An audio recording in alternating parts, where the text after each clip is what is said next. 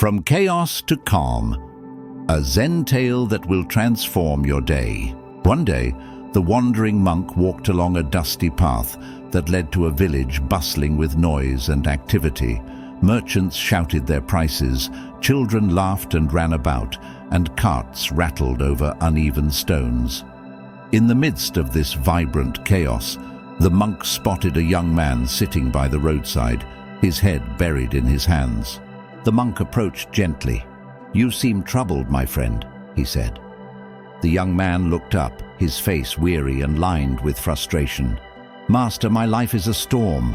My work demands too much. My family needs my attention, and my mind is filled with endless worries. I can't seem to find peace no matter where I turn." The monk nodded thoughtfully.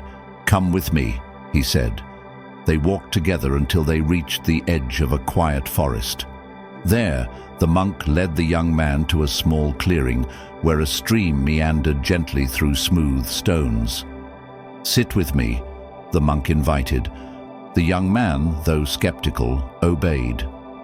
The only sounds were the soft babble of the stream and the rustling leaves. After a few moments of silence, the monk spoke. "Would you like to hear a story?" The young man nodded. The monk began. Once there was a sculptor who lived in a village at the foot of a great mountain. He was known far and wide for creating statues so lifelike that people swore they could breathe. One day, a nobleman commissioned the sculptor to carve the most magnificent statue he had ever made, a figure of peace. The sculptor agreed and began his work with great enthusiasm. Days turned into weeks, and weeks into months, yet the sculptor grew increasingly frustrated. No matter how hard he tried, he couldn't capture the essence of peace.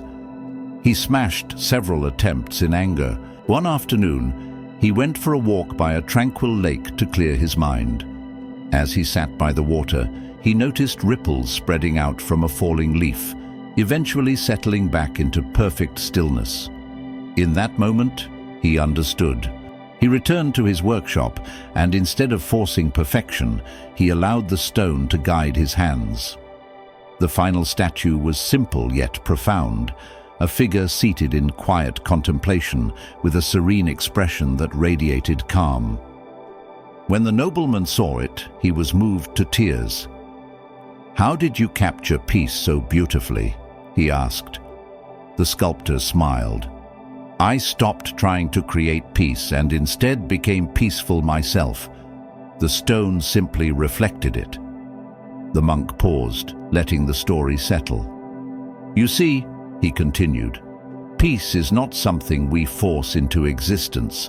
It arises when we let go of our need to control everything and simply be present, like the sculptor by the lake." The young man frowned. "But how do I let go when everything demands my attention?" The monk smiled gently. "Just as this stream flows over rocks without resistance, so must we learn to let life flow without clinging or pushing.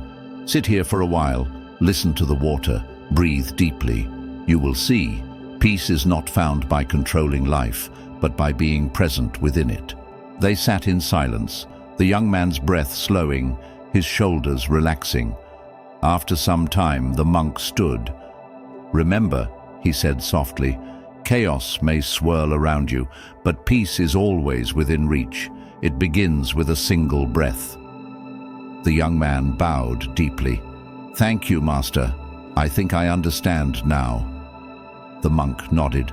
"Go forth, not seeking to escape the storm, but learning to stand calm within it." So, dear listener, what storms are swirling in your life today? Take a moment, breathe. Let the chaos pass by like clouds in the sky.